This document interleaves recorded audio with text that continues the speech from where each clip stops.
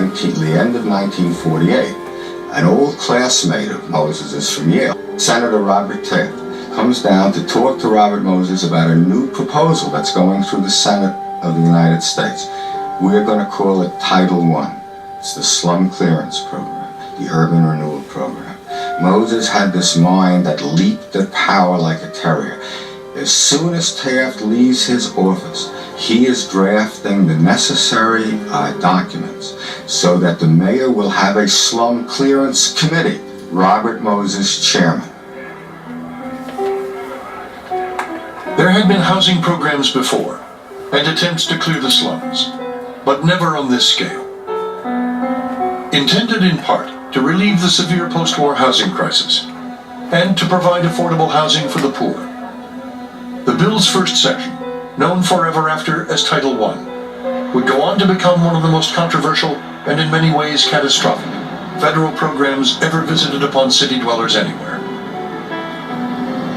The bottom line for the Urban Renewal Program is that the federal government is going to pay for the city to use its power of eminent domain to confiscate land and to assemble large parcels of land from lots of little sort of slum owners in sort of blighted, rundown areas. Then they're going to tear down that land and they're going to give it to private developers to build housing on, theoretically for poor people. In the real world, that's not the way it works out. In the real world, you get a constellation of different kinds of players who've got an interest in becoming the developers who acquire Title I land. There's a huge range of possibilities. But all of these people share one thing in common. They're not interested in building housing for poor people. They're interested in building housing at the least for middle-class people. And in fact, they're also particularly not interested in housing for blacks and Hispanics, who are increasingly, in the post-war period, growing percentage of the population most in need of housing.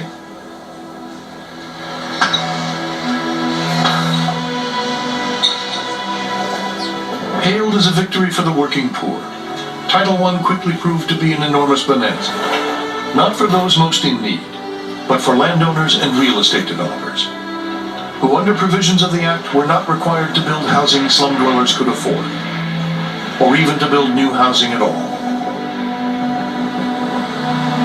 Despite solemn assurances to the contrary, few of those evicted under Title I found housing in the neighborhoods they had once called home.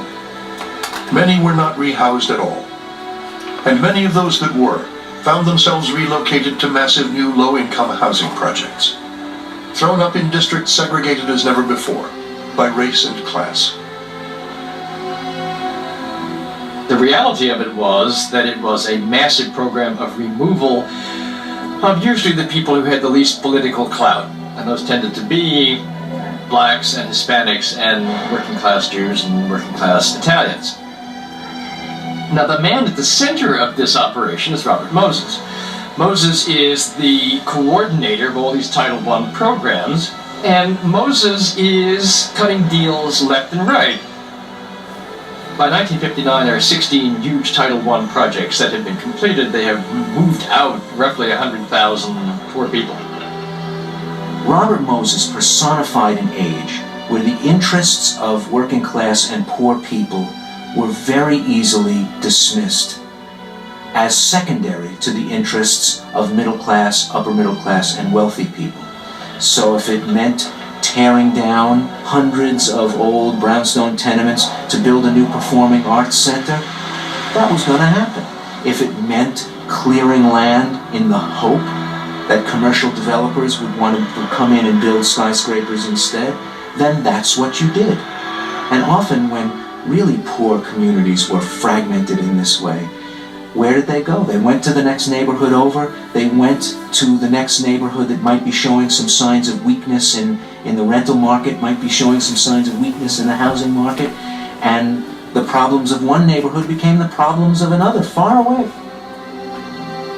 One of the things that Moses does, to his shame, is he fills the slum clearance committee with a bunch of his banker and insurance and developer friends, and they begin to use the slum clearance committee's power, public power, to remove non-white people from areas where the developers want to create white neighborhoods.